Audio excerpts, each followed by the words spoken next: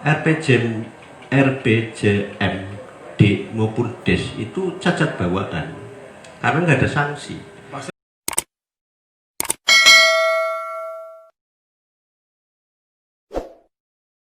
Assalamualaikum warahmatullahi wabarakatuh. Waalaikumsalam. Bismillahirrahmanirrahim.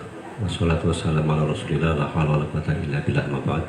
Yang terhormat Pak Ari, Mas Agus Solihin, hanya juga senior ini, Pak Bandrio, Mas Mul selaku Ketua Praja, dan kawan-kawan kades yang hadir, Kisengkek, dan semuanya, Mas Bambang, teman-teman muda.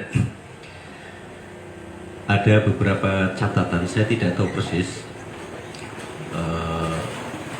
Dewan sekarang, ini bicara penganggaran RPJM, ini ada kamar legislatif, dulu guyun-guyun saya dengan Mas Rojikin, Mas Oni. Apakah sekarang masih atau enggak, saya nggak tahu persis.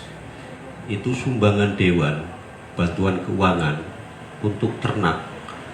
Kalau ternaknya dijejer dari Bumi Jawa sampai Pantura, itu orang muat, ternaknya siluyak ya. Tapi nilai kemanfaatannya itu sangat minim. Karena apa? Orientasi teman-teman Dewan itu lebih pada jasa. Makanya dulu waktu saya juga di Dewan hanya 2 kali ngasih ternak. Karena apa? Didoli. Ya. Untuk itu biar nyambung antara RPJMD dan DES, ini kan setiap musrenbang ada kamus ya. Lah kamus-kamus itu hendaknya biar RPJMDES dengan RPJMD juga memang harus ada satu titik pertemuan, karena ini nanti akan menjadi kewajiban desa, Mas ya. Ini saya bukan ini masukan barangkali begini, harus ada tenaga teknis dari Pemkab, entah itu oleh Bapermades atau oleh Bapeda. Coba teman-teman kepala desa atau Pemdes saat membuat RPJM DES itu harus didampingi. Arti didampingi itu ya biar sinkron gitu loh. Meskipun tidak pada tataran 100% ideal. Ya, jadi kalau di Jor Klowor, karena kan begini, saya dulu waktu sebelum jadi kades itu begini, RPJMD maupun DES itu cacat bawaan karena nggak ada sanksi.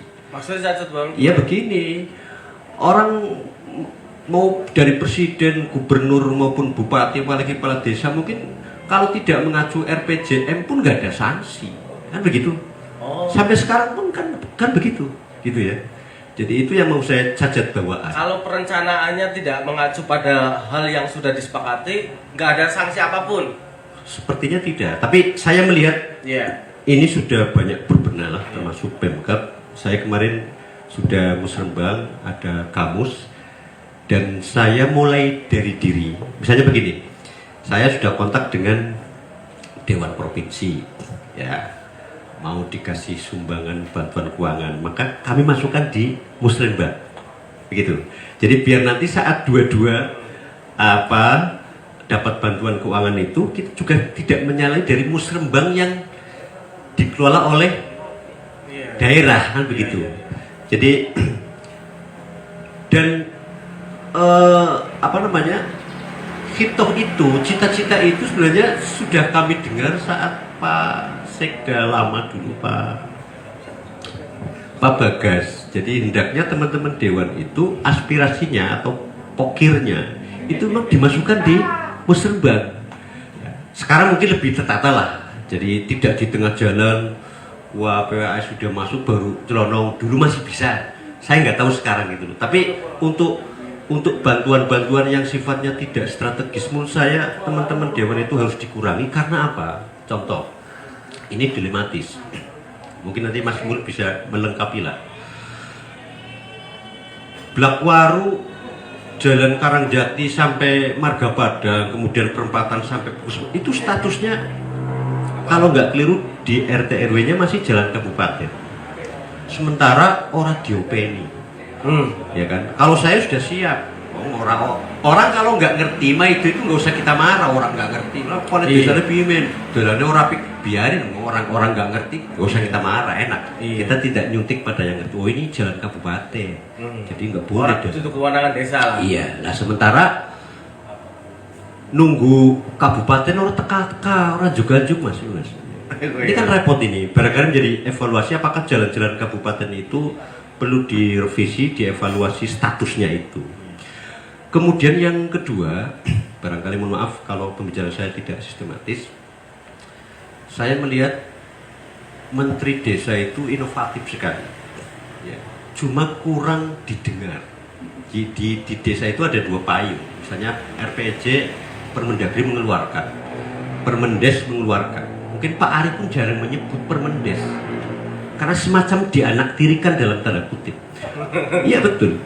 Jadi Permendes itu ada tata cara RPJM, DES gitu loh. Di Permendagri ada tapi camat strukturalnya Permendagri itu lebih melihatnya pada Permendagrinya, tidak melihat Permendesnya. Ini sangat bagus sekali. Permendes 21 tahun 2020 yang sehingga kami pun harus melakukan perubahan RPJM DES. Di sana ada pedoman pembangunan dan pemberdayaan masyarakat mengacu pada SDGs, ya, Sustainable Development Goals. Itu kan SDGs. tinjauan atasnya kesepakatan PBB 193 negara, di mana ada 3 poin: mengurangi kemiskinan, mengurangi kesenjangan, kemudian melindungi lingkungan ini ya. Jadi nggak semata-mata pengen ibu kotanya pindah terus pindah kan nggak begitu gitu ya. Karena di sana harus dilihat lingkungannya. Atau Selawi mau pindah ke Guci ya, tidak semacam-macam serta merta itu. Kalau kita komit kepada yang itu kemudian ditelurkan dalam Permendes 2120 ya, kita juga disuruh keadilan prosedural, kemudian tata caranya kita melibatkan semuanya, ya boleh have no left no one behind, nggak ada satupun yang ditinggal. Ya. Jadi kami juga alhamdulillah sudah mulai. Jadi meskipun bagiannya terkurangi unsur BBD-nya, bagiannya terkurangi unsur LPFD-nya, yang biasa 99 terwakili, karena kita harus memanggil yang lain sementara dalam situasi COVID. Nggak boleh banyak-banyak, tapi kita comoti, perempuannya harus ada, unsur petaninya harus ada, macam-macam.